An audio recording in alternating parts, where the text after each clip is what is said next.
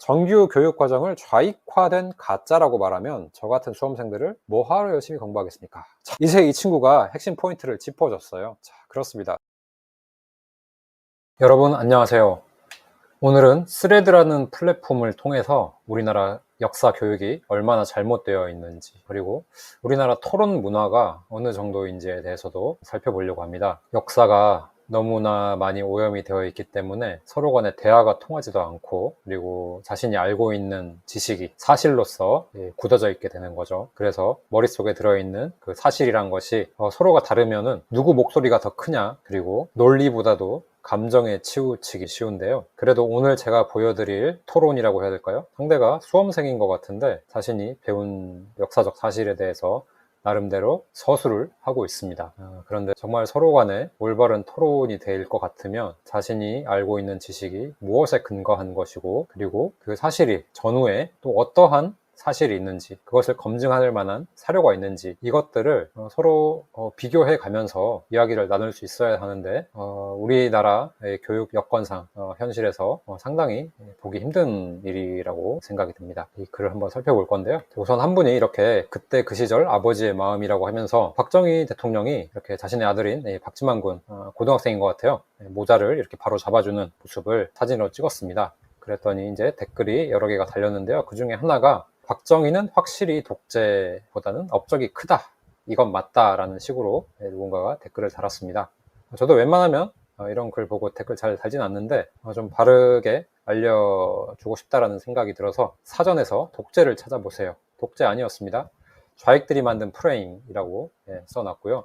그러자 바로 또 댓글이 달렸는데요. 박정희 잘한 건 인정하는데 아무 역사책이나 사서 공부해 보시면 헌법 계속 바꿔가면서 독재하려 했던 건 팩트라는 거 아실 겁니다. 그러니까 아무 역사책이라도 이렇게 사서 보게 되면은 좌익 사학자들이 글을 썼기 때문에 헌법을 바꿨다, 그리고 독재를 하려고 했다라는 식으로 인용을 하고 있다는 거죠. 자, 그래도 이승만에 비하면 양반이고 재임하는 기간 동안 쭉 잘해온 것도 팩트이기에 잘된 케이스라고 생각해요. 마치 뭔가 미래에서 과거를 바라보니까요, 이런 식으로 평가를 할 수 있는데 상당히 좀 거만하다라고 할 수가 있죠. 어쨌든 학교에서 배운 게 이 정도니까요. 자, 이승만에 비하면 양반이다라는 거는 이승만 독재는 더 심했다라는 거죠. 아마 머릿속에 12년 장기 집권에다가 마지막 60년 3.15 부정선거를 마치 이승만이 저질러서 4번 대통령을 하려고 했다가 하야를 했다, 내지는 4.19 혁명에 의해서 타도 쫓겨났다, 이런 식의 사관으로 굳어져 있을 거라고 봅니다. 자, 이런 것도 다 사실은 아니지만 어쨌든 박정희 대통령에 집중해서 이야기를 했습니다. 자, 그 아무 역사책이 좌익사관에 오염된 서술을 하고 있겠죠. 자, 계속 바꿔가면서라고 이야기를 했는데 바꾸는 게 누구 마음대로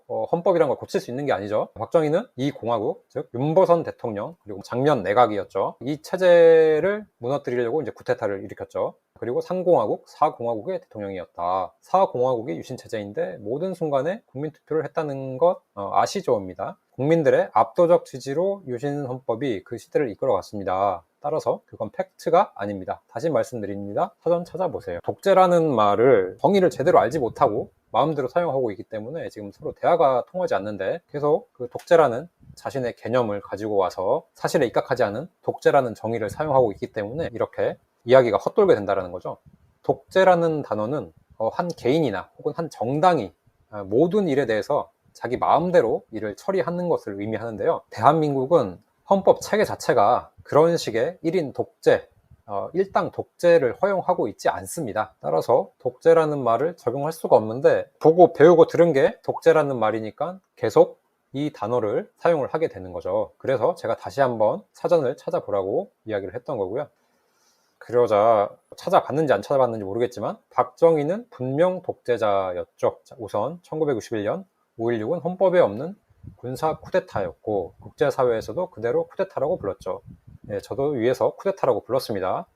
그러니까 집권의 시작부터 합법적이지 않았던 거예요. 그렇죠. 일면은 그럴 수 있다는 거죠. 하지만 국제사회가 인정을 해줬습니다. 그래서 얼마 되지 않아서 일본 그리고 미국에서 각국 순회와 회담을 했죠.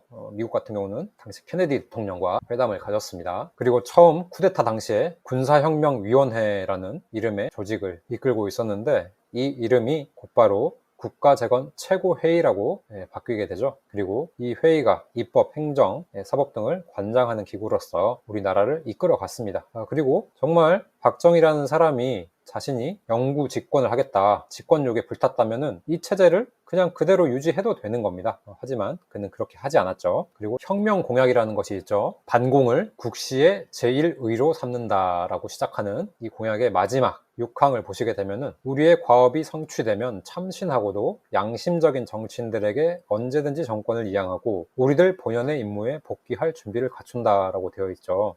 처음에는 박정희 장군도 이 말대로 정치인들에게 이양하고 물러나려고 했습니다. 하지만 아무리 눈을 씻고 찾아봐도 참신하고 양심적인 정치인들이 없었다라는 거죠. 그래서 그 말을 번복하고 본인 스스로가 군인 신분에서 민간인으로, 즉 전역을 한 다음에 민간인 신분으로 민주공화당의 후보가 되어가지고 윤보선 후보와 겨뤄서 대통령에 당선이 된 것이죠. 자, 이러한 사실을 학교에서는 가르치지 않으니까 알 턱이 없는 거죠. 그리고 1972년 유신헌법은 국민투표로 통과됐다고 하지만 그 당시 언론은 검열되고 야당은 탄압당해서 제대로 된 여론 형성이 불가능했다.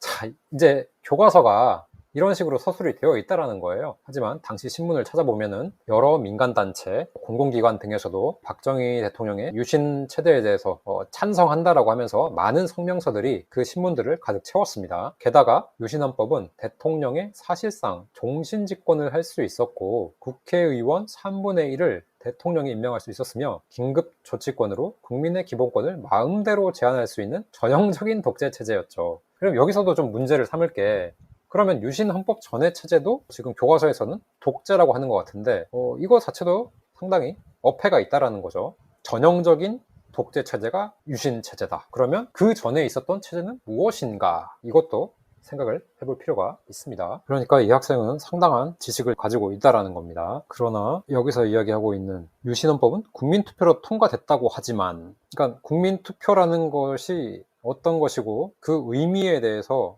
전혀 고려를 하지 않고 있어요. 그냥 프레임이 씌워져 가지고 유신헌법 자체가 잘못된 것이다 라고 결론을 내리고 시작을 하고 있거든요. 당시 언론은 검열되고 야당은 탄압당했다, 좌익들이 전형적으로 전개하는 검열, 탄압 프레임이 나오죠. 그런 거 없었습니다. 자, 제대로 된 여론 형성이 불가능했다. 이것 역시 당시 신문을 보시게 되면은 모든 것을 다 반박할 수가 있습니다. 게다가 유신헌법은 대통령이 사실상 종신집권을 할 수 있다. 자, 종신집권을 하려고 했으면 아예 애초부터 3분의 1이니 뭐니 이런 거 넣을 필요가 없습니다. 하지만 이렇게 한 이유는 박정희 대통령은 국민의 생각, 의중을 두려워했다라는 것이죠. 국회의원 3분의 1을 대통령이 임명할 수 있었으며 긴급조치권으로 국민의 기본권을 마음대로 제한할 수 있는, 국민의 기본권을 마음대로 제한하지 않죠. 마음대로 제한할 것 같았으면은 유신 선포하고 바로 긴급조치하면 되는 겁니다. 하지만 긴급조치라는 것은 체제에 대한 위협을 가하고 거짓된 선전선동을 할 경우에 발동이 되었다는 것을 우리는 역사적 사실로서 알 수가 있습니다. 그리고 여기 국민의 기본권이라고 하는데요, 이게 바로 좌익들이 이야기하는 국민파리를 이 배우는 학생들이 그대로 세뇌가 되었기 때문에 이런 용어를 사용한다는 거죠. 당시 정상적인 대한민국 국민은 아무런 기본권이 제한되지가 않았습니다. 다만 반체제, 반정부 등의 소요 사태를 일으키는 자들에게 있어서는 당연히 그 기본권이 제한되어야 했죠. 왜냐하면 그렇게 해야지만이 정상적인 국민의 기본권이 침해되지 않을 수 있었기 때문입니다. 국민투표에서 높은 찬성률이 나왔다는 건 압도적인 지지라기보다는 철저한 통제와 선전의 결과였던 거예요. 이거 근거를 어디서 찾을 수 있는지 보여주면 좋겠지만 그러한 근거 자체가 존재하질 않죠. 실제로 1970년대 후반 전국적으로 민주화 시위와 항쟁이 벌어진 게 국민들이 유신체제를 거부했다는 증거다. 또 국민파리를 하는데요, 대다수의 국민은 유신을 찬성하고 있었고 소수의 이 좌익, 반체제, 반정부 사태를 일으키는 자들이 거부를 하고 있었죠. 자, 이래서 교과서 서술이 굉장히 중요하다는 겁니다. 자, 박정희를 독재자가 아니라고 말하는 건 역사적 사실과 맞지 않는 거다. 이 친구는 아직까지 사전을 찾아보지 않았습니다.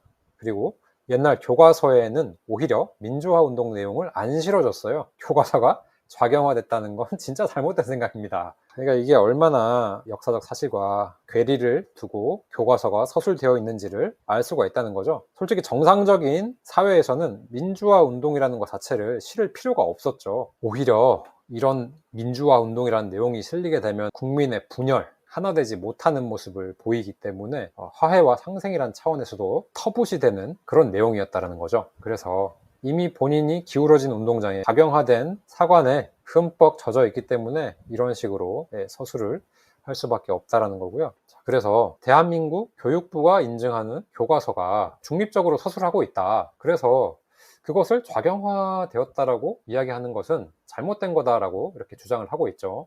그리고 저는 일단 초점을 독재라는 것에다가 맞췄는데 이 학생이 꽤 다양한 지식을 가지고 오면서 주제를 확장시켜 버렸어요. 그래서 제가 논지를 다시 독재라는 거에 초점을 두고 정신을 차리라고 이야기를 했습니다. 종신집권, 그러면 91.5%를 뽑아준 국민들은 병신인가? 종신집권 하러 나온 사람한테 그것을 뻔히 알면서도 이렇게 압도적인 표를 줬다라는 거는 국민들이 정신 상태가 온전하지 않았다라는 거죠. 그래서 저는 소설 그만 쓰세요. 교과서에다가 소설을 실어도 놨기 때문에 이 학생을 탓할 건 아닌데 무슨 철저한 통제 선전, 신문을 찾아보라고 했습니다. 하지만 찾아보기가 쉽지가 않죠. 국민들이 자발적으로 지지했으니까 왜 유신체제로 갈 수밖에 없었는지 이러한 사항은 교과서에 서술되어 있지 않습니다. 그냥 입 닫고 종신집권을 위해서 유신 선포했다라고 서술을 해놓으니까 학생들도 그것이 정말 사실인 양 머릿속에 그 거짓을 받아들이고 있다라는 거죠. 간략하게 말씀드리면 당시 닉슨 독트린으로 인해서 미국과 중공이 화해 무드로 들어가게 됩니다. 그런 가운데 이 아시아 각국들이 자력으로 자기 나라를 지켜라 라고 하는 닉슨 독트린에 의해서 북한 이 괴뢰로부터 상당한 안보적인 위기의식을 느꼈던 박정희 정권이 어떻게 해서든 미군 철수를 막으려고 했으나 71년도 3월에 미군 7사단이 철수를 해버리게 되죠. 그래서 어떻게 해서든 지금까지 겨우겨우 이끌어왔던 이 경제 발전도 계속해서 해 나가야겠고 한층 더 고조되고 있던 안보 위기를 어떻게 해서든 자력으로 타개를 해야 할 상황에 처해진 것입니다. 그래서 항상 정부가 하려고 했던 일에 반대만 하는 이 야당을, 그리고 소위 제야 세력, 그리고 반체제 이 좌익 세력들을 제대로 통제해야 됐기 때문에 유신 체제로 간 것이고, 당시 국민들도 이러한 사실에 대해서 상당한 지식을 가지고 국민 투표에서 이 찬성률로서 응답을 해준 것이죠. 그런데 독재자가 죽었는데 사람들이 왜 기뻐하지 않고 눈물을 흘렸을까? 이것도 과연 쇼인가? 라고 저는 이 사료를 봐서 알고 있기 때문에 이렇게 질문을 했죠. 그리고 민주화 운동이 절대 선이 아니다. 소위 민주화 운동이라는 것은 정상적인 1948년 8월 15일에 들어선 자유민주 체제를 뒤엎기 위한 그런 민주화, 즉 현 상태의 대한민국이 민주화되지 않았다라고 보는 이 좌익들의 시선에서 바라다본 운동이라는 거죠. 그래서 인민민주화로 가야겠다, 그리고 결국에는 공산주의로 가야겠다라는 말이 바로 이 민주화 운동이라는 것입니다. 따라서 이것은 절대 선이 아닐 뿐만이 아니라 그냥 절대 악이기도 하고요. 대한민국 이 5천만 국민을 정말 저 무자비한 김정은 1인 독재 체제 하에서 노예로 살게 만드는 그런 운동이라고 볼 수가 있는 거죠. 그래서 이거 자체가 좌익의 프레임이다. 님이 말하는 그 전형적인 독재는 바로 38도 이북에 있다 하면서 제가 다시 한번 사전을 찾아봤는지 재차 물었습니다. 그러자 이 학생이 사전은 네이버에 치면 바로 나오는데 그걸 모르고 사는 사람이 있겠나요? 본인이 찾아봤는지 안 찾아봤는지는 대답을 하지 않고 이렇게 얘기를 하면서 인신공격을 합니다. 저를 보고 연세가 진득한 것 같은데 너무 극단적으로 세상을 보지 마라라고 합니다. 자, 그래도 이 정도의 매너를 지키는 거는 이 친구가 그래도 나이가 어리기 때문이라고 저는 생각을 하고요. 보통 이 정도 됐으면 쌍욕이 나와야 할 타이밍이기도 하죠. 어쨌든 저를 보고 극단적이라는 프레임을 가지고 나옵니다. 자, 이것 역시 저액사관이 심겼기 때문에 할 수 있는 말이라는 겁니다. 있는 것을 있다 하고 없는 것을 없다라고 하는 것을 극단적이라고 하는 것 자체가 바로 좌익들의 프레임 전략이죠. 정규 교육과정뿐만 아니라 모든 공무원이 치러야 할 한국사 시험에 있어서도 모두 좌경화된 이 좌익사관을 철저하게 씹어놓은 게 오늘날의 대한민국 이 교육계입니다. 그러니까 좌익들의 이 홍위병으로서 그리고 좌익사관을 진득하게 심어놓고 이 대한민국을 좌경화하기 위해서 좌익들이 이러한 일을 수십 년에 걸쳐서 해왔다라는데, 이러한 사실을 이 학생이 알 리는 없는 거죠. 그리고 한국 교육계가 바보도 아니고 다 우리가 아는 사실 확인이 된 증거들이 있으니 교육과정에 넣은 거죠. 아주 순진한 이야기를 하고 있죠. 북측은 원래부터 국민들 눈치 안 보는 독재 정권이니 그런 거고, 우리나라는 건국이념이 자유민주주의이니 그냥 껍데기라도 그렇게 보이려고 투표라는 형식적인 걸 한 거죠. 교과서에 이런 식으로 서술이 되어 있다는 거죠. 북한, 이 북괴뢰를 북측이라고 표현하고, 우리나라의 이 자유민주 체제를 그냥 껍데기라고 이야기를 합니다. 껍데기는 가라, 이런 거를 또 학교에서 가르쳐 줬는지 모르겠지만, 자, 이게 완전히 허상이라는 거죠. 자, 본인이 현재 누리고 있는 이 자유의 뿌리를 모르니까 이런 식의 좌경화된, 답습된 이야기를 그대로 읊을 수밖에 없다라는 거죠. 그리고 선생님, 저희 나라는 상권 분립이 기초인 나라인데 국회의원 3분의 1을 자기가 임명하면 입법부를 행정부 마음대로 조율하는 건데 그게 독재 시도가 아니면 뭔가요?